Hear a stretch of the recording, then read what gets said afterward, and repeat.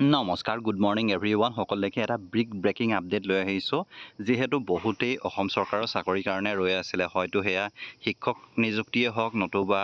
grade 3 grade 4 হওক নতুবা অসম পুলিচেই হওক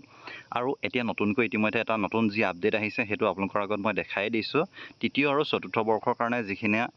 যিসকলে ছেকেণ্ড ফেজ যিটো ADRE যিটো 2.0 বুলি কোৱা হৈছিল যিটোৰ কাৰণে এপ্লাই কৰিছিলে তাৰ ইতিমধ্যে আপডেট আহি গৈছে তৃতীয় আৰু চতুৰ্থ বৰ্ষৰ পৰীক্ষাৰ ইতিমধ্যে সময় ঘোষণা কৰিছে APSC আৰ্হিত অনুষ্ঠিত কৰা হ'ব ADRE পৰীক্ষা অৰ্থাৎ APSC আৰ্হিত মানে তিনিটা পৰ্যায়ত অনুষ্ঠিত কৰা হ'ব অৰ্থাৎ প্ৰিলিমিনাৰী মেইনছ আৰু ভাইভা সেইটো হিচাপত কৰা হ'ব প্ৰাৰম্ভিক মূল আৰু সাক্ষাৎকাৰ পৰ্বত অনুষ্ঠিত হ'ব নেক্সট হ'ল যি ADRE কাৰণে যি তৃতীয় বৰ্ষ অৰ্থাৎ থাৰ্ড গ্ৰেডৰ কাৰণে যিখিনি এক্সাম আছিলে 12 পাছ হওক বা গ্ৰেজুৱেশ্যন পাছ সকলৰ কাৰণে যিসকলে এপ্লাই কৰিছিলে সেইখিনি এক্সাম তিনিটা ডেটত অনুষ্ঠিত হ'ব সেইকেইটা হৈছে ছেপ্টেম্বৰৰ 15, 22 আৰু 29 ছেপ্টেম্বৰ আৰু যি ADRE চতুৰ্থ বৰ্গৰ গ্ৰেড 4ৰ কাৰণে যিখিনি হৈছিলে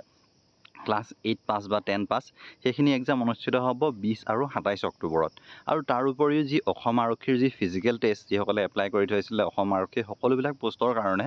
3 অক্টোবৰৰ পৰা অসম আৰক্ষীত হ'ব শাৰীৰিক পৰীক্ষা আৰু এই বৰ্ষতে অসম আৰক্ষীত 6434টা পদ পূৰণৰ লক্ষ্য লৈছে চৰকাৰে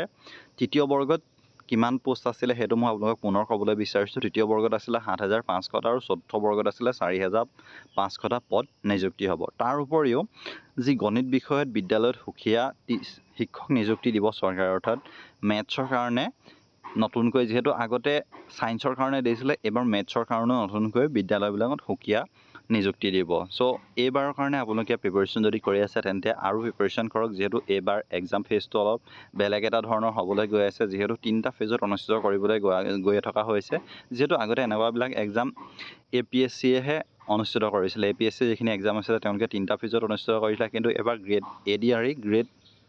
3 আৰু গ্ৰেড 4 তিনিটা ফেজত অনুষ্ঠিত হ'ব আপোনালোকে এইটো টপিকৰ ওপৰত কি ভাবে যে এইটো ভাল হৈছে নে বেয়া হৈছে কমেণ্ট কৰিব নাপাহৰিব আৰু যদি আপোনালোকে প্ৰিপাৰেশ্যন কৰি আছে তেন্তে আমাৰ ভিডিঅ'টো চাব পাৰে এই ভিডিঅ'টোত আজিৰ পৰা অন্য এটা নতুন চিৰিজ ষ্টাৰ্ট কৰিম যে যিটোৰ আপোনালোকৰ ফুল্লি হেল্পফুল হ'ব